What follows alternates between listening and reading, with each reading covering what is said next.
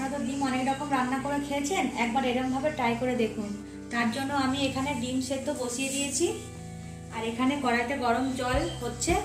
আর এই রেসিপিটা করার জন্য লাগবে হচ্ছে পালং শাক। পালং শাকটা ধুয়ে নিয়েছি, এটা একটুখানি জাস্ট জলের মধ্যে দিয়ে একটুখানি হালকা ভাপিয়ে নেব।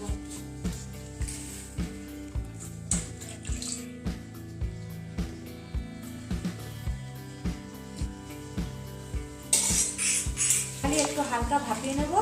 আর এর জন্য মশলা লাগবে, এই যে এদিকে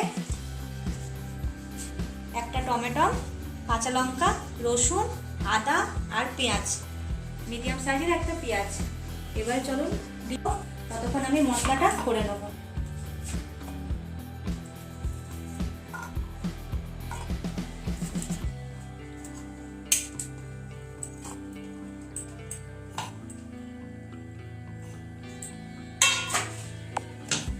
No, no.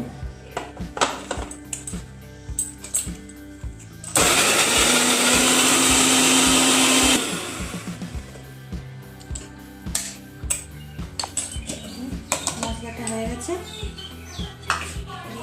গেছে, পালং শাকটা তুলে নেব। পালং শাকটা একটু কেটে নেব।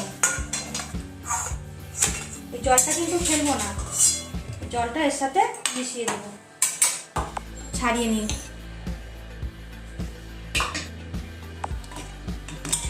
Start করুন।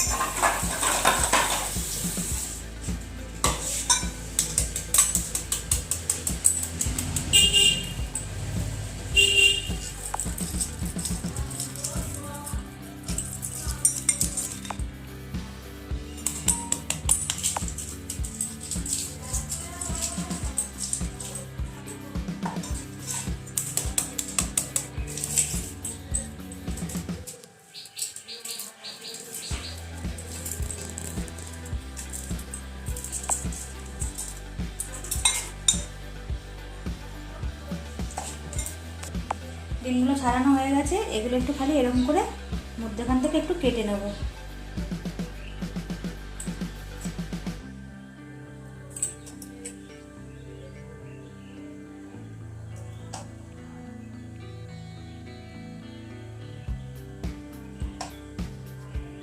কাটা হয়ে গেছে, এর মধ্যে একটুখানি খালি নুন আর হলুদ একটু মিশিয়ে নেব। দিয়ে কড়াই গরম হয়ে গেছে, এর মধ্যে তেল দিয়ে দেবো।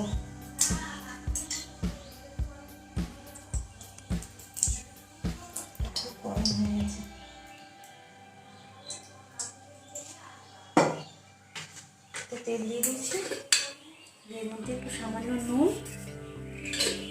একটু হলুদ গুঁড়ো সামান্য, এগুলো একটু হালকা ভেজে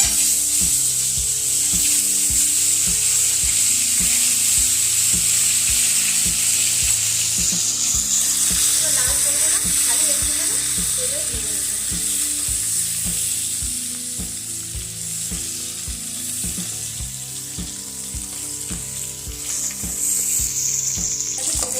করে নিয়েছি, এবার ডিমগুলো তুলে নেবো।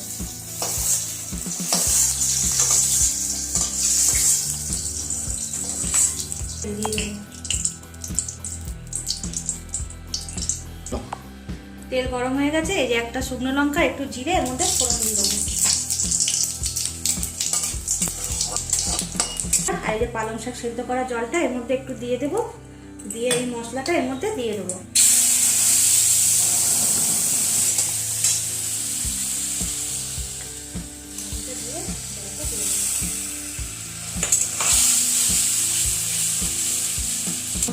স্বাদ মতো নুন দিয়ে দেবো।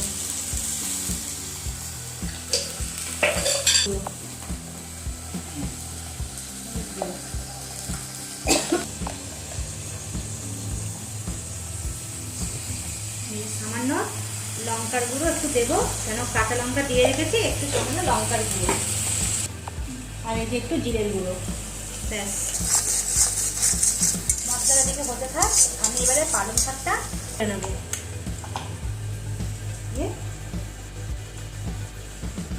পেস্ট করে নেবো, জলটা এর মধ্যে দিয়ে দেবো, বেটে নেবো।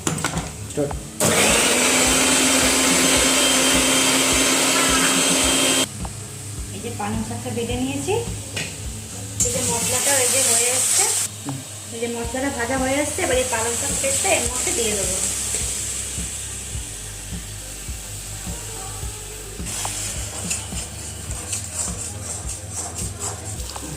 এই কষানোটা হয়েই এসছে,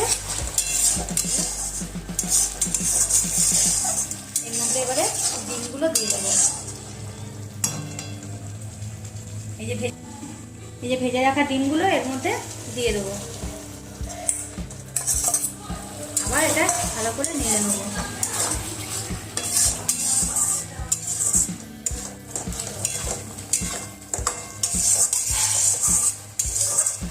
সামান্য পরিমাণে একটু চিনি, সামান্য একটু চিনি দিয়ে দেবো এর মধ্যে। কবে কিনে নিয়ে আসবো মা?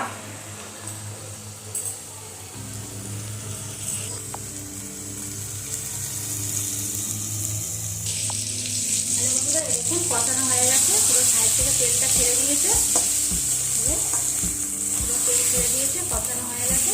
এবার সামান্য পরিমাণে একটু জল দেবো, সামান্য, একদম বেশিও না কম না, সামান্য। ব্যাস, এবার একটুখানি এটা ফুটতে দেবো।